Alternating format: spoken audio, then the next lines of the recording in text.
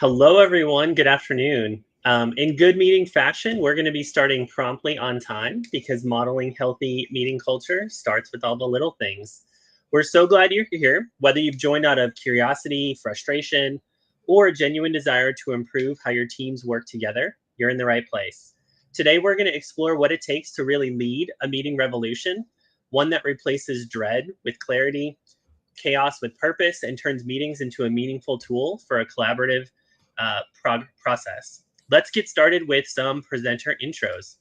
My name is Dr. Adam Spolsky. I'm the founder and CEO of Transform.forward. I'm a former chief of staff turned strategy consultant and executive coach. I've worked across higher education, tech, served in nonprofit leadership, and I've spent my career helping people and organizations navigate complex change with clarity and purpose. Along the way, I've developed a bit of an obsession with meeting culture because no matter the industry, meetings can make or break culture and momentum. When done right, they're one of the most underutilized tools for driving alignment, trust, and real progress. I'm joined today by my colleague, Dr. Lindsay Koch. Hello, I'm Dr. Lindsay Koch, and I happen to love meetings. I have, however, suffered through my share of bad meetings, and I've grown to appreciate just how impactful good meetings can be, both for productivity and team cohesion. Before joining Transform Forward as the leadership development practice leader, I worked in higher education administration and nonprofit management. My doctoral work is in leadership theory, and yes, meetings come up a lot in leadership theory. Before we dive in, a quick word about Transform Forward. We're an organizational transformation and leadership development firm that helps organizations navigate change with purpose and clarity. Whether it's strategic planning, leadership development initiatives, team training and coaching, our work spans industries from education to government to the corporate sector. We blend research-backed frameworks with real-world experience to help teams work better, lead better, and build cultures that actually thrive. Simply put, change starts here. Before sharing what to expect from today's webinar, we want to give you just a couple of pieces of information. Closed captions are available if you're using the Google Chrome browser. And if you're using that browser, it'll give you the option of turning those on or off. Our chat feature is open, so feel free to drop questions in there and we will address questions at the end. To give you a sense of where we're headed this afternoon, we will start by talking about why bad meetings and bad meeting culture are a problem. Then we'll introduce our 3 C's framework that we use with clients to help improve their meeting culture. And we'll wrap up by sharing our toolkit that we hope you will use to start your own meeting revolution in your organization and to improve the meetings that you host. So we want to acknowledge that the idea of improving meetings isn't exactly an earth-shattering concept. A lot of meetings are terrible, and most people want to fix that. However, most people know what should happen during meetings, and yet we've seen across industries and organizations that even those who know better aren't doing better. And this creates systemic problems because we all meet a lot. I'm sure it's true for you and your organization as with our clients that we work with. However, the good news is bad meeting culture can be fixed. It's about being intentional with meeting design. So the goal isn't just better individual meetings, but transforming the entire culture surrounding meetings. So we want to share what we've learned to encourage leaders across sectors to lead their own meeting revolution. We call our framework for cultivating a healthy meeting culture the 3 C's. It's a simple framework, but it's powerful. The 3 C's are cadence, content, and culture. By implementing the concepts within the 3 C's, you can spark a meeting revolution in your organization and positively shape the entire organization. So with that, it's time to dive more deeply into our 3 C's. But before we discuss our first C, a fun fact about your presenters today, Adam and I worked together previously for many years at the same organization. So a lot of what we've learned about meetings, we learned together. During that time, I grew in my appreciation of the importance of our first C, cadence, based on Adam's leadership. So let's start with cadence. So, what is it exactly? Cadence is really the when, the rhythm and the timing behind your meeting culture. And that goes beyond just individual meetings, but thinking globally about your organization and your approach to meetings and the timing of them. Crucially, it's all about how the meetings across the organization work together to support the flow of information. Oftentimes, that's going to look top down or across the organization. Leaders often miss the holistic view of their organization's entire meeting ecosystem. We talk about improving this meeting or this department's meetings. We don't talk about what it means to do that as an organization as a whole. So when we think about that, that also means that somebody might need to have positional influence over meeting culture. So whether that is an organizational cadence and calendar that you manage, unit level cadence for folks who are in chief of staff roles or operation based roles, oftentimes you have a direct impact on this. You may also be a people leader and can control your department or functional area's set of meetings. So, one example that I'll share is that when I was a chief of staff, we actually overhauled our entire meeting structure based around what the organization needed and how we needed to have information flow. So, the top down C suite cabinet level of the organization met on Monday mornings. And then we did leadership one on ones Mondays and Tuesdays. And then we did department and organizational subunits on Wednesdays, with then micro unit meetings happening later in the week. What this meant is nobody was going longer than 5 business days with getting the most up to date information from the most senior leadership meeting. And this allowed information to trickle down in a way that had a meaningful impact. Somebody couldn't say, well, this area always knows things first, right? Because everyone had a similar cadence within their subunit about what it looked like to actually have that information trickle down from the senior most people within the organization. This is an example of a weekly scale. Given the size of your organization, you can also do this on a monthly, right? Thinking about, depending on how many units your organization has, how do we have them scattered throughout the time period that you're working with to make sure that it feels intentional? What we also did was get people to think about what is relevant for a meeting, and we'll get to that later.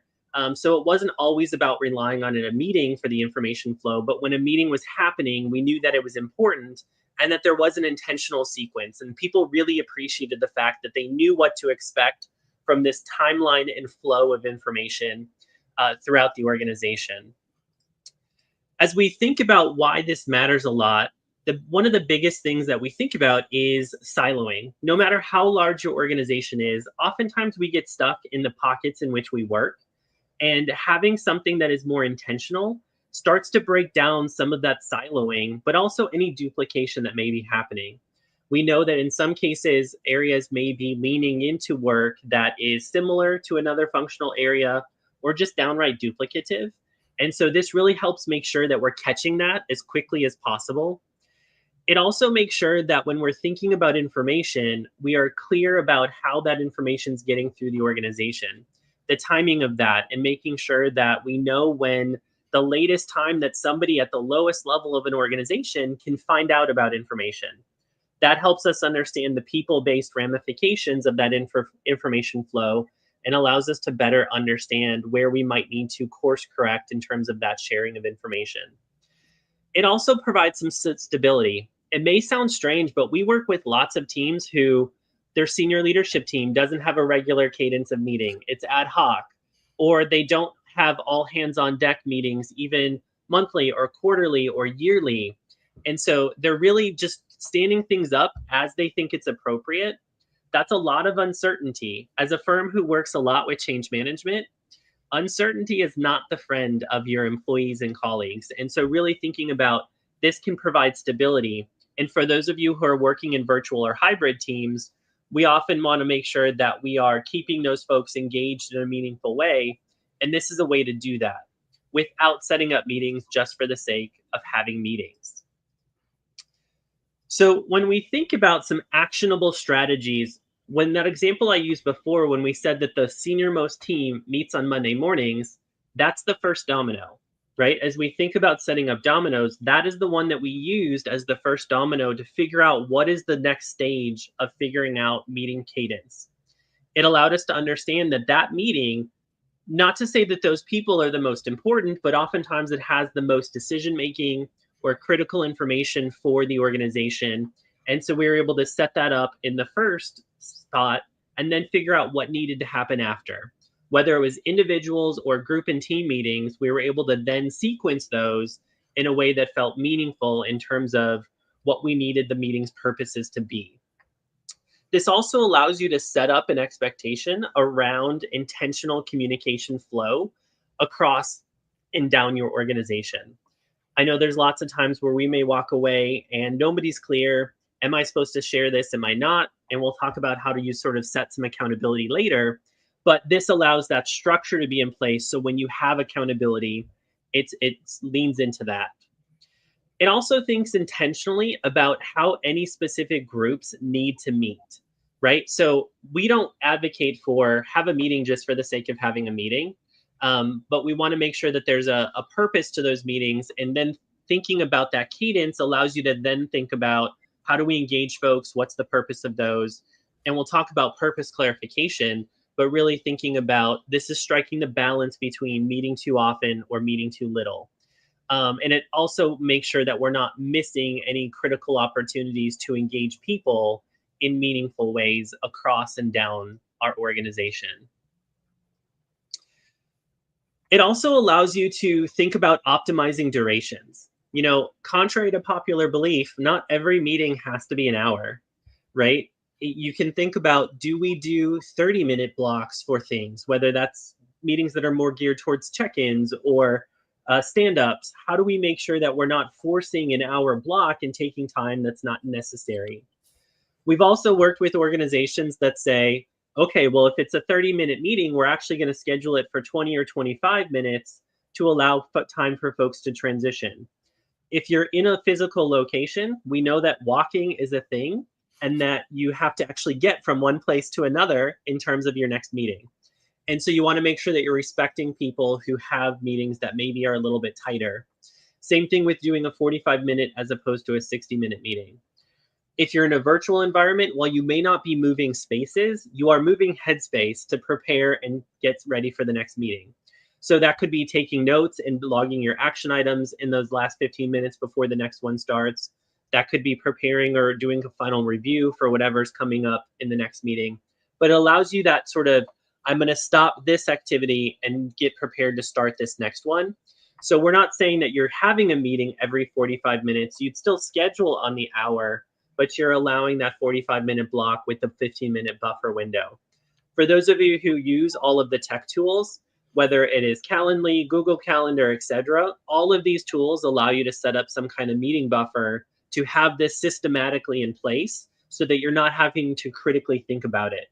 Our team uses a tool called reclaim.ai that allows us to add buffers to every meeting, and you can change it depending on meeting type. It automatically adds travel. And so you can think about how does technology help you do some of this so that it's not taking a lot of mental effort or gymnastics to think about the scheduling piece of the meeting. Thanks for walking us through our first C, Adam. And we are now moving on to our next C, content. Content is the what and the who of meetings. It's the topics, discussions, decisions, and the people involved. It directly addresses the purpose, as Adam mentioned, of every meeting to ensure every meeting is valuable.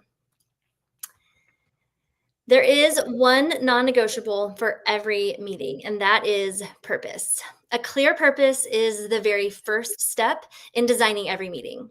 No meeting will be successful if the purpose isn't clear. So first you define the intended outcome or the purpose for a meeting.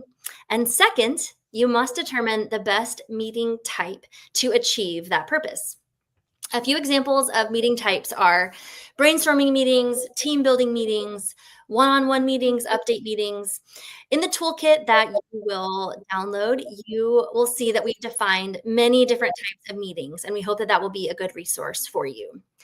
So meeting purpose and type are where we see so many issues, and it may seem like an obvious thing to do, but unfortunately, As we've said, not everyone who knows better is doing better. So sometimes that issue is an issue of not choosing the right type of meeting to achieve that purpose. And sometimes it's a lack of communication with participants. So, in working with one of our clients, we were working on improving their meeting culture. And we learned that there was a lot of frustration with a team around one specific recurring meeting. After we had introduced the various types of meetings, we asked the leader to share with the team the purpose and the type of the meeting in question. They shared that it was an update meeting, and we could see the light bulbs turn on. The most vocally frustrated team member shared that they realized that they had determined on their own that the meeting should be a decision-making meeting, and so they were always leaving this meeting frustrated because they weren't ever making any decisions. Through this conversation and through this discussion, the team realized two really important things. One, very actionably, they realized that they needed another meeting that could be for decision making. And while we acknowledge that we don't want you to always create another meeting, sometimes there's ways to be strategic. But in this case, the current meeting had a really full agenda. And so to make time for decision making, they realized, yeah, we actually do need to set aside time for decision making. The second important thing that they realized is how important it is to clarify the purpose of a meeting in avoiding unmet expectations. So the leader realized that while the purpose of it being an update meeting was very clear to them, they had not communicated that to the rest of the team. And so, as you may have heard, unmet or unspoken expectations are really likely to be unmet. And so, by not clarifying what type of meeting this was and what the purpose was, everyone was always frustrated.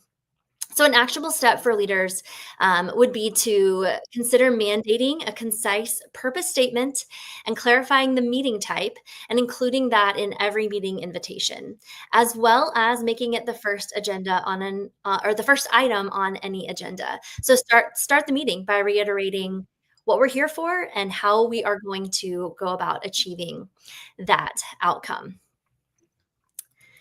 So, another aspect of content is thinking about having the right people in the room. Beyond what's discussed in the content of the meeting, it's who is in the room that's critical. The meeting's purpose should dictate who truly has to attend or should attend. We really want to encourage leaders to challenge that default invite list. You all likely know the people that always get invited or think they need to get invited. Take time to consider who is essential for making decisions, who provides key input, and who can be informed after the meeting. If it's a decision making meeting, is the person or the group with authority to make that decision on the invite list? If they're not able to attend, should the purpose of that meeting and the type of the meeting be shifted to maybe a brainstorming meeting? So, being strategic, acknowledging that often things are dynamic, and maybe the people who can make that decision aren't able to attend, be willing to adjust and make sure that you're actually able to accomplish the purpose that you set out. We want you to be as thoughtful about who is in a meeting as you are about the agenda. So, speaking of agendas, the agenda is the strategic plan for any given meeting to ensure that the outcome is achieved. I think it's probably safe to assume that you likely know a few best practices related to meeting agendas, but we want to share a few of our favorites. We want to encourage you to create agendas with clear, timed topics. And as a meeting leader, stick to the allotted time. Again, something we all know, but we often see there's a gap between knowing and carrying out that best practice. Additionally, we think agendas should be distributed at least 24 hours in advance, along with any pre reading that should be completed for the meeting. So, acknowledging that this has an impact on your weekly schedule as a leader, to think in advance about the meetings that you're hosting so that you can prepare the participants and attendees and allow them to support you in achieving those outcomes. Use standard agendas whenever possible. This saves time and can build culture within specific meetings. So the final C is talking about culture, and we hear a lot about culture, especially post COVID, where we're thinking more critically about what is it actually like to think about the employee experience. The culture is really the how meetings feel and operate. Your structures, your norms, and behaviors within meetings, and how people feel about them after they're walking out the door. Right? We know that not everyone's going to love meetings, but it should at least feel like it's a good use of somebody's time. And then really thinking about meetings can actually be a really great tool to positively impact the broader culture of a team or organization. In our earlier two C's, we talked a little bit about clarifying the purpose, making sure that people are on the same page, editing that guest list. We know for lots of folks there may be feelings about those things, right? And that's something that you're going to have to navigate. It doesn't always feel great to be removed from a meeting, even though we might say, "I would love to have less meetings." But to be removed from a meeting by somebody else doesn't always feel great. And so we want to be sure that we're thinking about how meetings and the decision we're making around them, especially for modifying them, impacts culture. And what does that mean for our organization? So, as we think about that, we're going to talk about norms.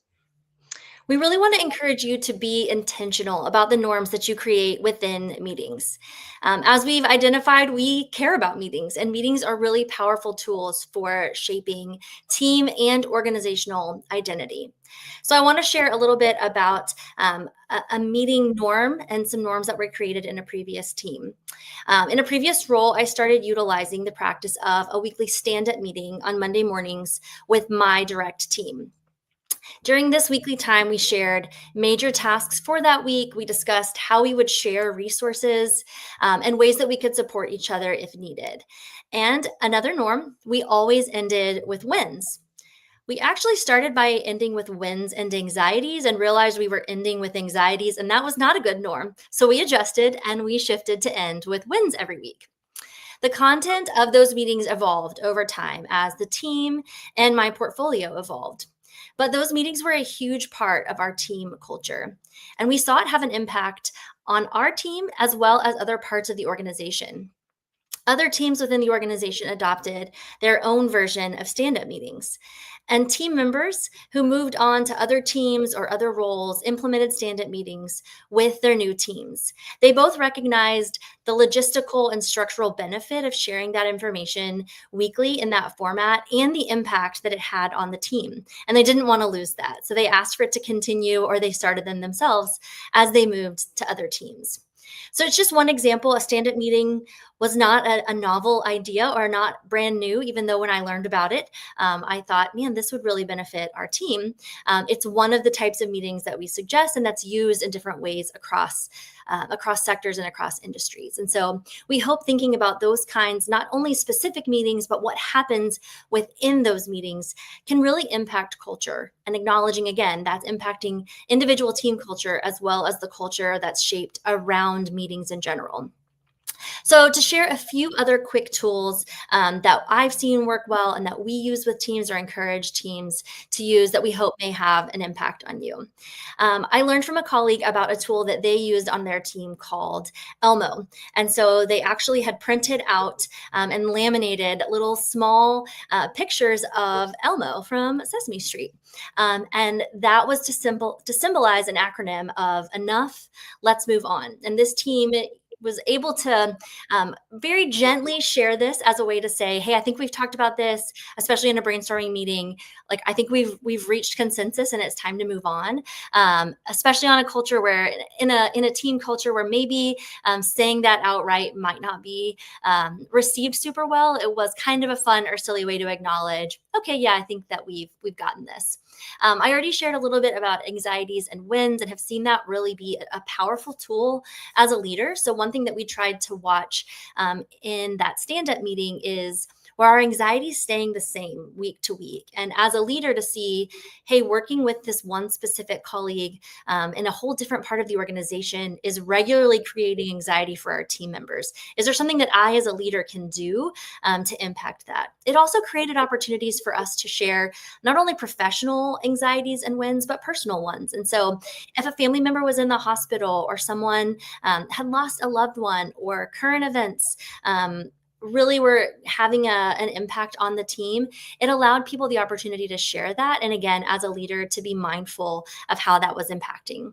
It also gave a quick opportunity for people to share a little bit about their personal life in a way that maybe didn't feel appropriate in every other meeting.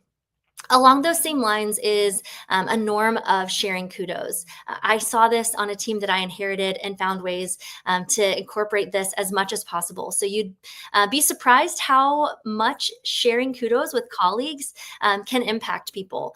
So whether that's a really quick way of sharing a kudo to the person to your right, or for sharing something for everyone on the team, really helps, allows people to celebrate each other and to acknowledge the good work that's being done. And so I love encouraging teams to incorporate kudos into all different types of meetings as a way of really building a culture of encouragement and celebration. So, one of the things that probably also feels like a no duh moment, but you'd be surprised how many organizations don't do it, is being clear about accountability and follow through. Whenever you have a meeting and you're having a conversation, especially if we're talking about a team meeting where people are portfolio leaders or responsible for people leadership in some way, it needs to be clear what is open for them to communicate and share with their teams, what is expected for them to communicate and share with their teams, and what is absolutely silo or embargoed, right? So, thinking about when we work with teams, we try to really understand what are the expectations setting with the people in the meeting about what is discussed and what happens after that. So that could look like sharing updates from the organization's most senior leaders to your team. Hey, here's where the organization is going, or here's what performance looks like. Here's what we need to do as a team to respond to that. I'll share two really quick stories. We worked with one organization who was considering a facility move, and they knew that they wanted to have some conversations as a leadership team about the potential for this as they were outgrowing their space pretty rapidly. That got shared when that was meant to be an internal senior discussion only, as there was just really in the early stages of exploring options. This was not for sure. They had an opportunity to renovate. It was sort of the do we build or do we buy kind of thing. And that got out because they weren't clear that this was a private discussion. That caused a lot of chaos for folks who thought that their work location was going to be changing. And we know how the telephone game works, right? One person hears we might be moving. The next person says, we're moving in 2 weeks. And so it quickly snowballs. And then people start feeling like they can't trust leadership because they heard it through the grapevine. And now there's a lot of anxiety around something that wasn't even true to begin with. It was an extension of this narrative. And so it wasn't clear to folks that this was an internal conversation only. Oftentimes, when we're doing organizational effectiveness studies with organizations, we hear differing levels of information sharing from leaders because it's not clear. So, one team is saying, I don't know anything that happens from the senior leadership team meeting. And other folks are saying, I could dictate to you what that meeting was, because their leaders aren't clear about what's supposed to be shared and what's not. So, you really want to be clear about, what are you supposed to share? Are you supposed to be soliciting input from your team members, and you want that to come up in the next staff meeting, because then in the next senior meeting you're bringing it back to the team.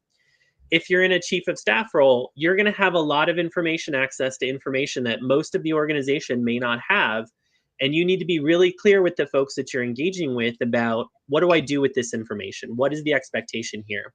So that looks like following up, whether you're using AI or a person to do meeting notes or minutes, making sure that you're sharing recaps. And with every item you're saying, share this with your teams, don't share this. We recommend creating some sort of code, whether that's a color code or words, so it's really clear for folks what they're supposed to be doing with that information.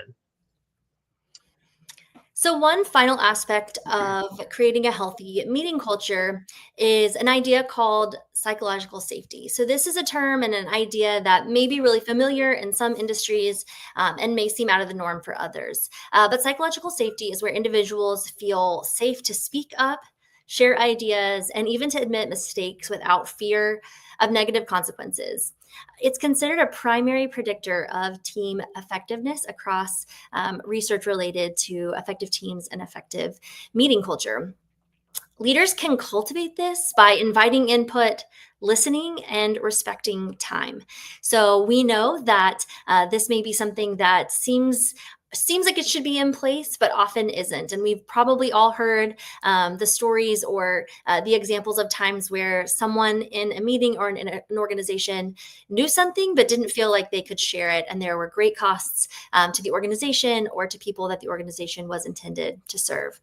So we want you to think about leveraging meetings to intentionally build team connection and accountability.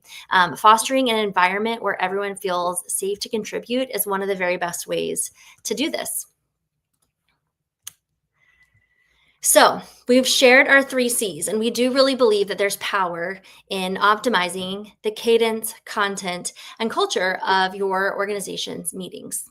So for a really quick review, cadence is the rhythms and the timing of meetings across an organization, the when. Content is the what and the who within specific meetings and making those meetings matter. And culture is the feel and the impact that meetings can inspire. So, as you think about these 3 C's, we want you to think about how you can change what's happening in your organization and utilizing these to make that change. So, we want you to consider your position and influence. Where can you affect change? So, if you've ever worked with us, and for those who haven't, we love to give practical tools and resources for folks. And so, we're after this webinar, you'll receive an email with our toolkit, but the toolkit really is a way for you to equip yourself to think and take action strategically. So, one of the things that we really encourage as we think about any kind of overhaul that you may be doing for your meeting culture is thinking about the reflective work that you have to do, the tools that you might need to utilize. And so this toolkit is meant to be practical and able to be used not only by you, but other leaders on your teams and by individuals. And we encourage you to think about it of how do we do it as a group as well. So, we want to share a little bit about what you can expect in your Meeting Revolution toolkit. It is broken into 3 parts, and we want to kind of explain those parts to you so you know what to look for when you get your kit. So it starts with part 1, which is the revolution tools. And we know this sounds a little dramatic, but we hope that utilizing these tools can have a dramatic impact. So as you're thinking about those revolution tools, you can expect to find 2 things. First, a meeting revolution guide. And this is a guided reflection for diagnosing your meeting culture and assessing your influence and planning for systemic change. So it is a reflection guide that really asks you to think about how you could affect change on your organization. It's followed up with a guide that is a curated list. So we call it our ideas for your meeting revolution. And this is a list of actionable strategies to inspire your next move. So going from that planning to that designing, how are you going to do this revolution? It will help you choose the changes that you can lead today and build support for the things you hope to impact in the future. So, part 2 is the meeting tools. So, while we shared and while we acknowledged that our hope is not to only help you host better meetings, that part of a meeting revolution really is thinking about specifically that content, what's happening in the individual meetings, and to both think about the meetings that you lead and those that your team leads and how you might be able to encourage change. So you'll find a successful meeting checklist, which is a template for planning with purpose. It's going to help you facilitate and help you ensure accountability and follow through for impactful meetings. It's also going to include the meeting wizard, and this is a planner that's designed to be used as your meeting's blueprint. So making sure that you have articulated all of those important parts and help you in the actual designing of your meeting. The last part 3, is resources. And so, as I mentioned, we have a glossary of terms, specifically our meeting types, as well as some other meeting related terms that we hope will serve as shared language so that you can align your meetings and structure with that outcome. So again, we hope you'll use the toolkit and share it with others in your organization. As we've shared along the way some actionable strategies, it might be that you require those on your team to use the tools in the toolkit to host better meetings. Or it may be as you build a coalition of others who want to join you in starting your meeting revolution, you share the tools that you're using to encourage them to join you. So Lindsay and I have both worked in higher education, and so we're very comfortable with the idea of assigning homework. And one of the action items that we would like you all to take from this webinar is to look through the toolkit and take one or two of those strategies that were either outlined in the toolkit or that you heard on the webinar to implement in your next meeting, right? We don't expect that a meeting overhaul is going to happen immediately, but this can be something where you can start to think really intentionally about what does this strategy look like? There's a reason that we hosted this over the summer. Oftentimes that is a little bit of an easier time for folks to think about changing something, but you may do that at the end of a calendar year or a fiscal year if those are different. And really thinking about what can you do to spark the revolution in your own organization. If you feel like you would need help with that, Lindsay and I and the rest of our team are always available. You'll see our email on the screen. We're happy to help in any way that we can as your team start to rethink your culture and how you might engage with each other on a regular basis. So let's discuss. We know that we have some questions that came in previously, and we're happy to answer any that come in now. So feel free to put any of the questions that you have for the chat, and we'll work our way through them. We'll continue to stay on. We know that some folks may have to leave, but definitely feel free to put those questions in the chat. So one of the ones that we got before the webinar is, what do I do if my boss, the senior leader, is the one derailing our meetings with rabbit holes and distractions? It's frustrating the rest of the leadership team.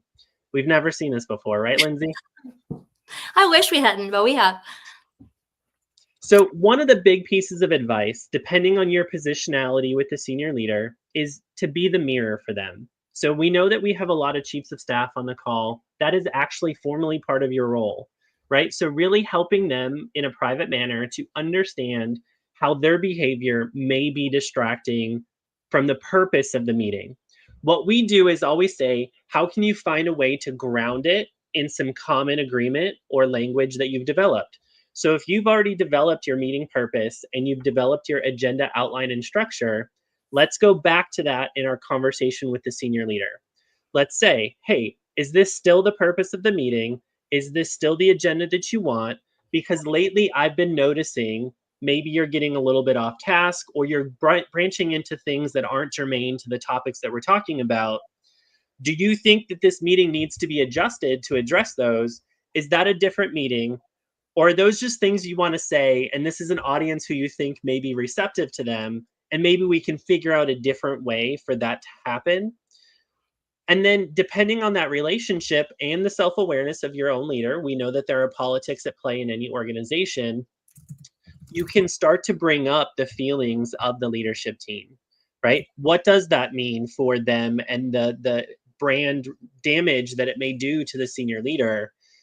Especially if they feel like, hey, you're not modeling the way in terms of how we're supposed to be doing meetings.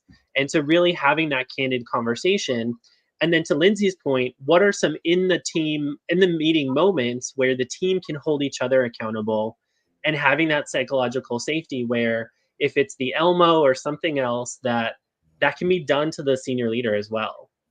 One of those tools that we encourage teams to use is to develop a regular system of using something that we call the parking lot. And so a lot of groups will use this. Sometimes people will call it an issues list. So there's lots of different names, but it's basically, again, a norm where the group says, hey, we're going to stay on task, on agenda.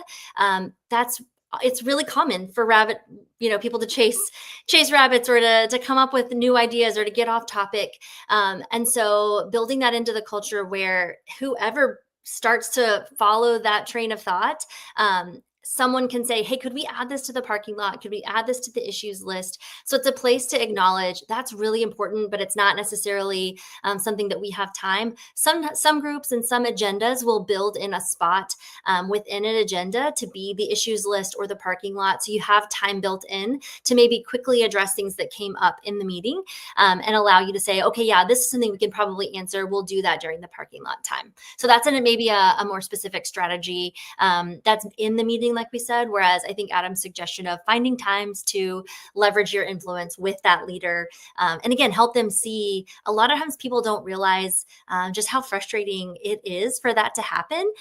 They may be sharing something that they're excited about, and they may not realize that actually people really want to get the thing done that they knew they were going to get done in that meeting. The next question we have is, we have an update portion of our team meeting. Some folks are great with what and how long they share, and others go on too long. How do we set expectations for updates without pre-reviewing them in advance? One of the strategies that a lot of people don't think about is just positive reinforcement. So when somebody is sharing appropriately, whether that's the level at which they're talking about their portfolio, the length of time they're taking in that update section, letting them know that that was good, and letting them know publicly, right, in that meeting, like, hey, that was a really great update. You were on point with what you were sharing, how you were sharing it, and how long you talked about it. That helps other people recalibrate in the moment what they were going to say. And you may see them doing a little bit of mental calculus of, oh, that person just got praised for doing that well. Mine was going to be 6 times longer than that. Maybe I need to recalibrate here. The other thing you can do is thinking about that in private as well, right? If you are a peer, a chief of staff, a people leader, actually sharing that feedback with them. You know, Brene Brown says, clear is kind. We have to be able to tell people that, hey, maybe can we keep your updates a little bit shorter? And maybe it will involve initially a little bit of pre review with them to help them calibrate. We make a lot of assumptions as people move up in organizations and leadership positions that they just know what they're supposed to be doing and what the expectations are. But to Lindsay's point earlier, unsaid expectations often go unmet, right? And so we've got to be sure that we're telling them, okay, don't just put updates.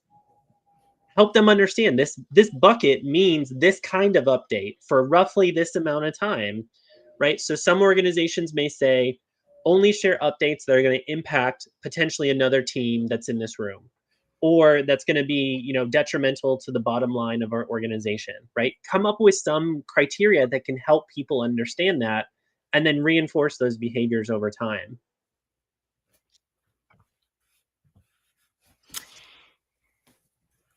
So we have a question. Oh, there it is. I'll go ahead and read the question just in case you can't see.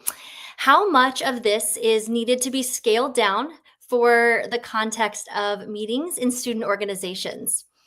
They've noticed that there's often no structure for meetings, and no surprise, it can feel like a waste of time. They've also noticed that they often only did update meetings and lacked meeting follow through. So, Tariq, we really appreciate this question. Any of you who have worked with students may not be surprised by some of this. And I would say the reality is my advice probably translates to any sector, to any type of organization, that adding additional structure and resources is going to be beneficial. And just like Adam mentioned, a lot of times we assume that because someone is a more seasoned professional, is in a leadership role, that they have skill around maybe everything related to that role. And as we've said, we all want meetings to be better, and yet most of them are not. And so I would really encourage specifically the 3-step checklist that you're going to see for planning successful meetings. And that's going to be in your toolkit.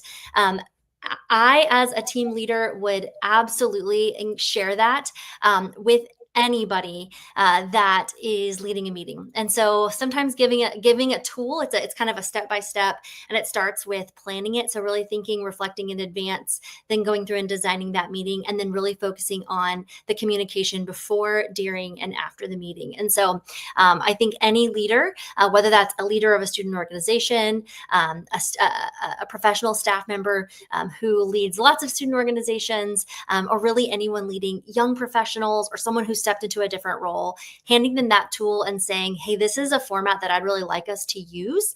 The caveat I would give is, if you're giving that advice as a leader, that you make sure you are following through with kind of the tenets of that checklist, and that you are leading by example in that. So thanks for that question. The next question we have is, we have a biweekly stand-up style meeting with the full team of 17 people. Despite framing the purpose as a way to spot dependencies, redundancies, and opportunities for collaboration, Many people share that it feels too performative, more like simply reporting out their to do list. Any thoughts on making this feel more authentic and actionable? This is super common for folks, especially in a group, a larger group setting. 17 is relatively large for a team meeting, where we're talking about this kind of update that people feel the need to perform, right? And we're going to see that show up differently in different organizational types, especially with organizations that maybe are in fields that are a little bit more volatile. They may feel like they legitimately have to perform from a job security perspective. But as you're thinking about that, oftentimes those stand ups are framed around person A talking about what they're doing or expected to bring something up, person B then going, and it doing sort of a round circle kind of thing where each folk is going in order and talking about their work. What I would recommend instead is frame it around dependencies, redundancies, opportunities for collaboration. So instead of asking somebody to just flat share an update, frame it around questions. And that way, people are only sharing what's relevant for them to contribute to. So this could be like, what's coming up that could affect others? Or where are we stuck or need input? And that way, not everyone feels like they are going to have to contribute to every question. If I'm not stuck on anything, I'm not going to bring anything up during that point.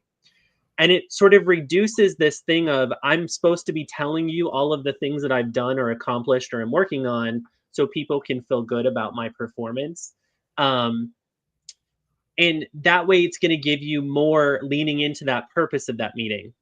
What you can also do, depending on the kind of team that you have in your leadership style, is when somebody's doing their update, you can have them and challenge them to bring it back to those things.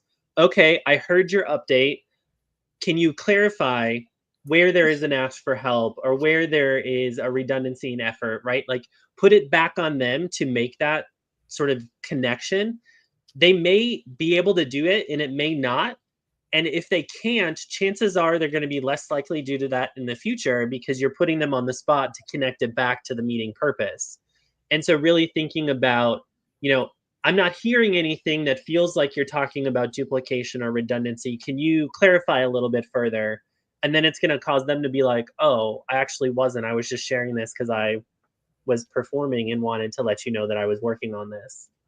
So really structuring it again back on the purpose of the meeting and less about the fact that there are just the people in the meeting.